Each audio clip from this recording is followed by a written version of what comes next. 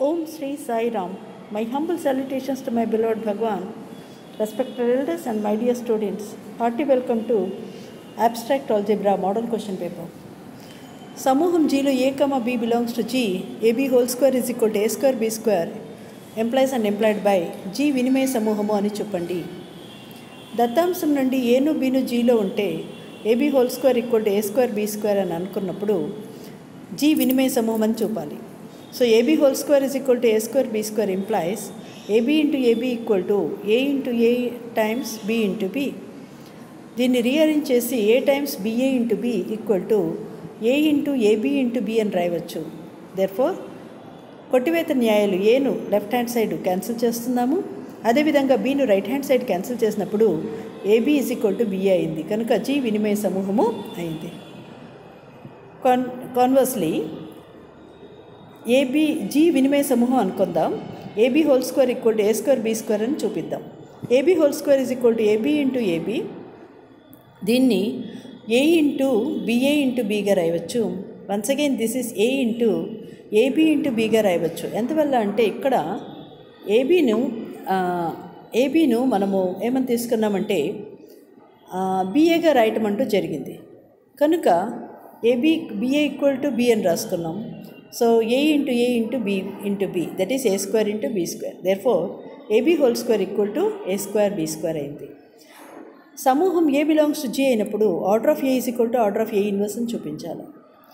G dot సమూహం అనుకుందాము. A belongs to G అన్నప్పుడు order of A is equal to P and order of A inverse is equal to Q అనుకుందాం. ఏ యొక్క తరగతి P, ఏ inverse యొక్క తరగతి క్యూ అనుకున్నాం, కనుక ఇప్పుడు P is equal to Q అని మనం నిరూపించాలి. ఏ యొక్క తరగతి పి కాబట్టి A power P equal to E అవుతుంది. ఇక్కడ పి కనిష్ట ధన పూర్ణాంకం. నా AP whole inverse equal to E inverse అయింది, అంటే A inverse whole power P equal to E. Therefore order of A inverse is equal to Q. కాబట్టి ఖచ్చితంగా మనకు A inverse power P equal to A వచ్చింది. కానీ మనం ఏ inverse యొక్క తరగతి క్యూ అనుకున్నప్పుడు ఏ ఇన్వర్స్ మూలకాన్ని కనిష్టము క్యూ మార్లు పంపితే చాలు మనకు ఐడెంటిటీ వస్తుంది, కనుక క్యూ చిన్నది పి పెద్దది. So Q less than or equal to P అయ్యింది. అదే పద్ధతిలో ఏ ఇన్వర్స్ యొక్క తరగతి క్యూ అనుకుంటున్నాం కాబట్టి A inverse whole power Q equal to A అయింది. సో ఇదే మోడల్లో మనం చూపించవచ్చు P is less than or equal to Q, కనుక 1, 2 నుంచి P is equal to Q అయింది, కనుక A order of A equal to order of A inverse అన్నది ఏర్పడింది. నెక్స్ట్, ఉపసమూహాల యొక్క ఛేదనం హెచ్, సమూహము జీ, డాట్ నందు హెచ్ ఇంటర్సెక్షన్ కే కూడా ఒక ఉపసమూహము అగును అని చెప్పండి. హెచ్, కేలు సమూహం జీ, డాట్ నందు రెండు ఉపసమూహాలు, కనుక నిరూపణ ఏంటంటే హెచ్ ఇంటర్సెక్షన్ కే కూడా ఒక ఉపసమూహం అని చూపించాలి. హెచ్ ఇంటర్సెక్షన్ కేలు ఉపసమూహాలు కనుక ఈ అనేది హెచ్లో ఉండి ఈ అనేది కేలో ఉంటుంది. ఇచ్చటి ఈ సమూహం కనుక ఈ ఖచ్చితంగా ఇంటర్సెక్షన్లో ఉంది. దెర్ఫోర్ హెచ్ ఇంటర్సెక్షన్ కే అనేది నాన్ ఎంటీ. అలాగే ఏను బీలు హెచ్ ఇంటర్సెక్షన్ కేలో ఉన్నాయి అంటే ఏ హెచ్లో ఉంది, బి కూడా హెచ్లో ఉంది, ఏ కేలో ఉంది, అలాగే బి కూడా కేలో ఉంది, కనుక ఏబీ ఇన్వర్స్ హెచ్లో ఉంది.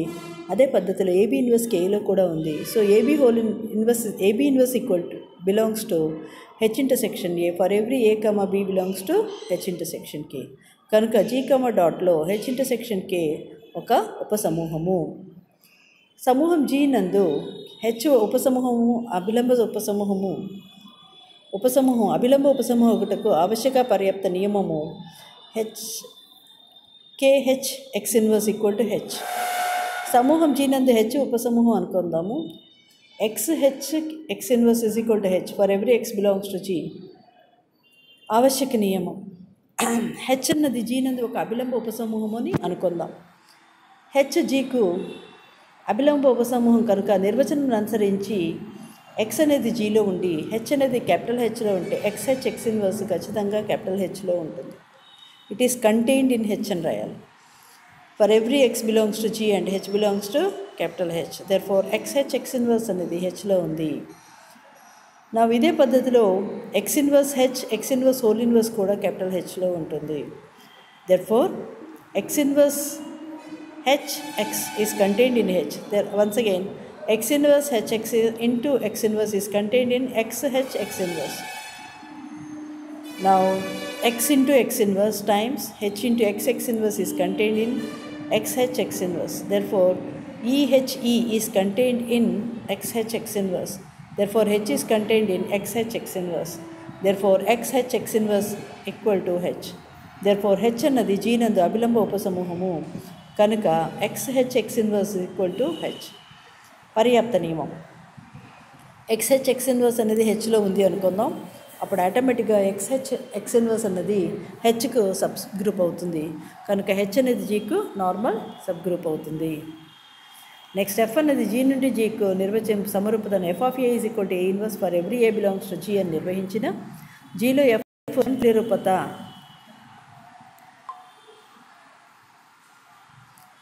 అని చూపించడం implies and implied by G వినిమయము అని చూపించాలి.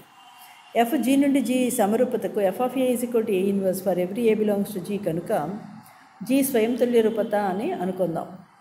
అప్పుడు జీ వినిమయం అని చూపించాలి. ఎక్స్ వై జీలో తీసుకున్నప్పుడు ఎక్స్వై కూడా జీలో ఉంటుంది. ఎఫ్ ఆఫ్ ఎక్స్వై ఏమవుతుంది? XY whole inverse, that is nothing but Y inverse X inverse.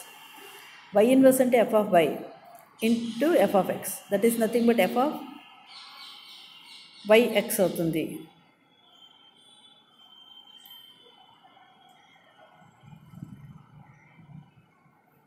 కనుక ఇక్కడ వై ఎక్స్ ఉండాలి దిస్ ప్లేస్.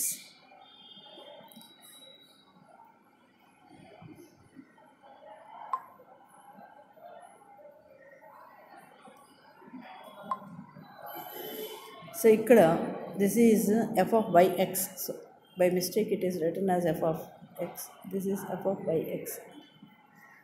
సో ఎఫ్ అన్వేకం కాబట్టి F of X Y equal to ఫైనల్గా వైఎక్స్ అయింది కనుక ఎఫ్ వినిమయం, జీ వినిమయం. నెక్స్ట్ విపర్యంగా జీ వినిమయ సమూహం అనుకుందాం. అప్పుడు ఎఫ్ అన్నది స్వయం తుల్య రూపతాన్ని చూపించాలి. ఎఫ్ అన్వేకం ఎక్స్ వై జీలో ఉంది అంటే ఎక్స్ వై అనేది వైఎక్స్ అంగా రాసుకోవచ్చు.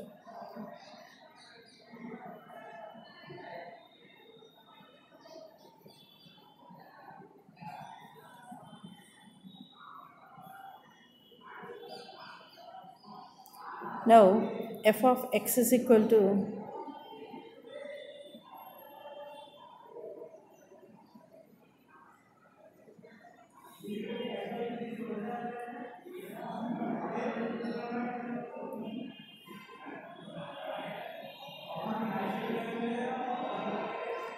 x y gలో తీసుకోవాలి మరియు f of x is equal to f of y అనుకుందాం. That implies x inverse is equal to y inverse. That implies x inverse whole inverse is equal to y inverse whole inverse.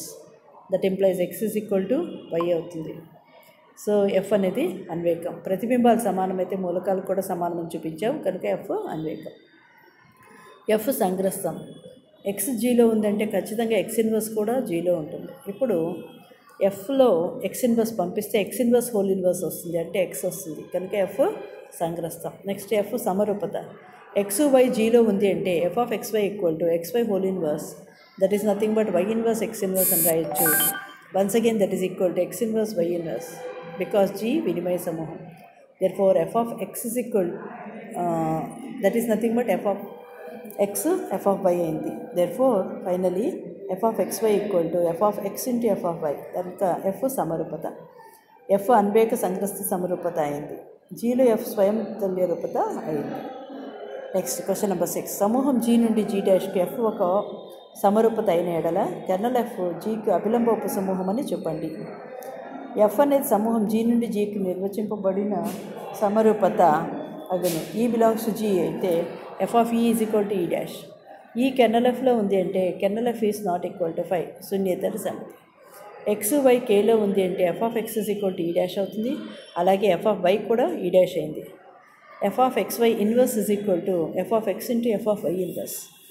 So ఎడం వైపు F of X Y inverse is equal to F of X into F of Y whole inverse సమరూపత ధర్మం నుండి. F of X ఎవరు? ఈ. So ఈ dash into E dash inverse, that is nothing but ఈ dash into E dash. Therefore f of xy inverse is equal to e dash. Therefore xy inverse belongs to k. Thus x, y కెర్నల్లో ఉంది అంటే xy inverse కూడా kernel ఎఫ్లో ఉంది కనుక kernel F జీకు ఉపసమూహం అవుతుంది. Next kernel F అన్నది G నందు అభిలంబ ఉపసమూహం అని చూపాలి. జీ అనేది క్యాపిటల్ జీలో తీసుకుందాం. కే అనేది క్యాపిటల్ కేలో తీసుకుంటే F of K equal to E dash అవుతుంది. Now F of G K G inverse is equal to F of G F of K F of G inverse. Once again that is equal to F of G into E dash into F of G whole inverse, that is F of G into F of G inverse. కనుక GK G inverse యొక్క ప్రతిబింబం కూడా E dash అయింది. So GK G inverse అనేది కేలో ఉంది. Therefore కే అన్నది G నందు అభిలంబ ఉపసమం. 2, 5, 4, 1, 4, 3, 2, 1 చక్రీయాల లబ్ధంను వియుక్త చక్రీయాల లబ్ధంగా రాయండి. దీని యొక్క విలోమాన్ని కూడా కనుక్కోండి. సో 2, 5, 4 అంటే అర్థం ఏంటి? మొదటి దాన్ని తీసుకున్నప్పుడు 2 యొక్క ఇమేజ్ 5, 5 యొక్క ఇమేజ్ 4 అని రాస్తాం. ఓకే, అండ్ దెన్ 4 యొక్క ఇమేజ్ 2 అన్నది అయింది. అదేవిధంగా 1 యొక్క ఇమేజ్ 4 రెండో దానిలో. ఓకే, అలాగే 4 యొక్క ఇమేజ్ 3. ఓకే, నెక్స్ట్ 3 యొక్క ఇమేజ్ మళ్ళీ 1. ఓకే, ఇలా వచ్చింది. అదే పద్ధతిలో 2, 1 ఇంకా మిగిలింది అలాగే పెట్టాలి. 2, 1 అంటే 2 యొక్క ఇమేజ్ 1, 1 యొక్క ఇమేజ్ 2, ఇంకా మిగిలింది 3 యొక్క ఇమేజ్ 3, 4 యొక్క ఇమేజ్ 4, 5 యొక్క ఇమేజ్ 5. 1, 1, 2, 3, 4, 5 అన్నప్పుడు 1, 5, 3, 2, 4. అలాగే ఈ రెండింటిని మల్టిప్లై చేస్తున్నాం. సో 3 పర్ముటేషన్స్ ఉన్నాయి. సో ఇక్కడ 1 goes to 2, ఇక్కడ దీనిలో 2 goes to 2. సో ఫైనల్గా 1 to 2. నెక్స్ట్ ఇక్కడ 2 goes to 1, 2 goes to 1 and 1 goes to 4. So finally 2 goes to 4. Next ఇక్కడ 3 goes to 3, 3 goes to 1. So 3 to 1. Next 4 goes to 4, 4 goes to 3. So finally 4 to 3. Next 5 to 5, 5 to 5. So same thing రాయటం జరుగుతుంది. Next once again ఈ రెండింటిని multiply చేయాలి. ఈ రెండింటిని multiply చేసేటప్పుడు what we are going to get 1 goes to 2 and 2 goes to 5. So finally 1 goes to 5. Next 2 goes to 4 and 4 goes to 2. So 2 goes to 2. Next 3 goes to 1, 1 goes to 1. Next 4 goes to 3, 4 goes to 3 and then 3 goes to 3. So 4 to 3. Next 5 to 5 and 5 to 5 and 5 to 4. So 5 to 4. So this is nothing but 1, 5, 4, 3, separately 2. So అపరిమిత చక్రీయ సమూహం కేవలం. Okay, దీని యొక్క విలోమం కనుక్కోవాలి. విలోమం ఏంటి? 3, 4, 5, 1. Inverse of 1, 5, 4, 3 equal to 3, 4, 5, 1. Okay, 3, 4, 5, 1. అపరిమిత చక్రీయాల సమూహంకు కేవలం 2 జనక మూలాలు ఉండనని చెప్పండి. జీ అనంత చక్రీయ సమూహం అనుకుందాం. జీ యొక్క జనక మూలం ఏ అనుకుందాం. So G is equal to a⁴n రూపంలో ఉంటుంది, where n belongs to z. జీకి జనక మూలము